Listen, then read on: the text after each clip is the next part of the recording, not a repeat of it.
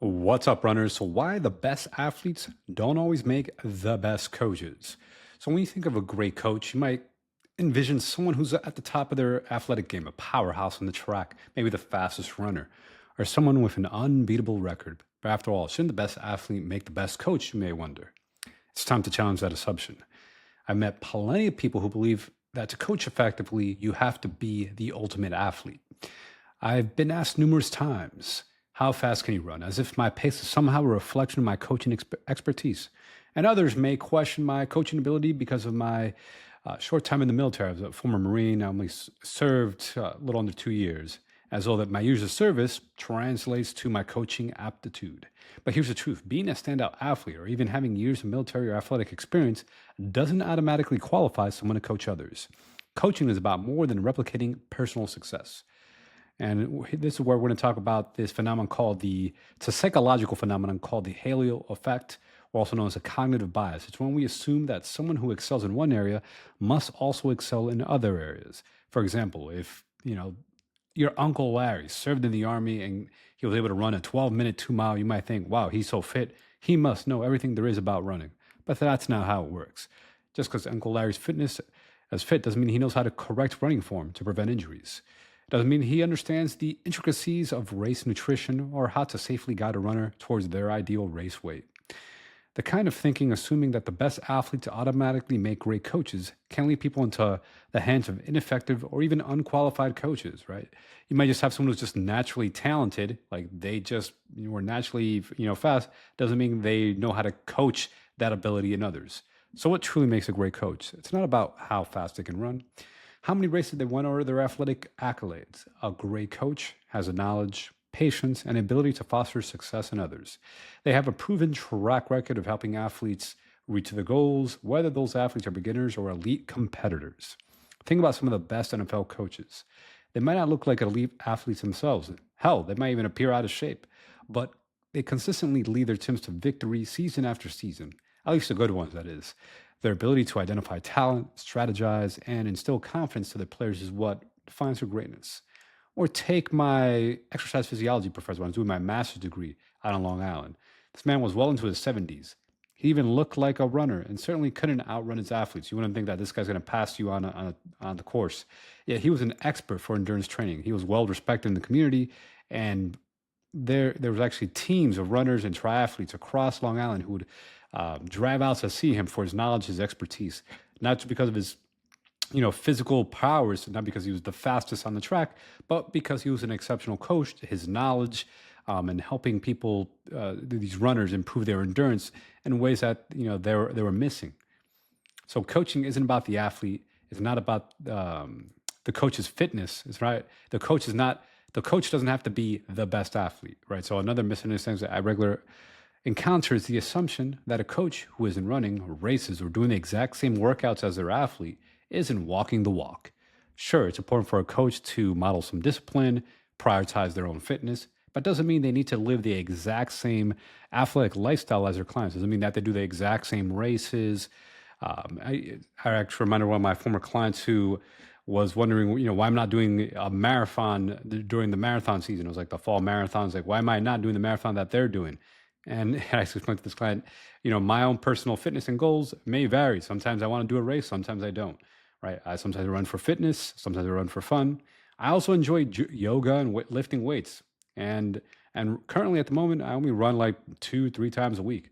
So my goals are different from a lot of my athletes. Some of my athletes are running 5 or 6 days a week, right? I'm not chasing the next PR, or I'm not training for an ultra marathon at the moment, and that's okay. And my focus may also change a year or two from now. So don't get mad if you're watching this in a year or two from now. I also started getting into triathlons or something. All right. So my focus really, as a coach, is on my athletes. So my role as a coach is to optimize their training plans, prevent injuries, and ensure they perform at their peak. It's not about me trying to beat my athlete on the track, like, oh, I have to prove that I'm the faster athlete. To not athlete versus athlete, right? If I was competing, that's a different story. But I'm now, as a coach, I'm here to up my athlete's game. Recently, one of my athletes competed. She ran a 100-kilometer ultra marathon, far surpassing my own longest race. The longest I've only done was a 50-kilometer. Right? Does that automatically mean that I can't coach, right? Just because there's people who run longer distances than me or people who run faster. No, not at all. And I was actually very proud that my athlete was able to, run her first 100K kilometer ultra marathon race, right? Doesn't mean I'm less of a coach.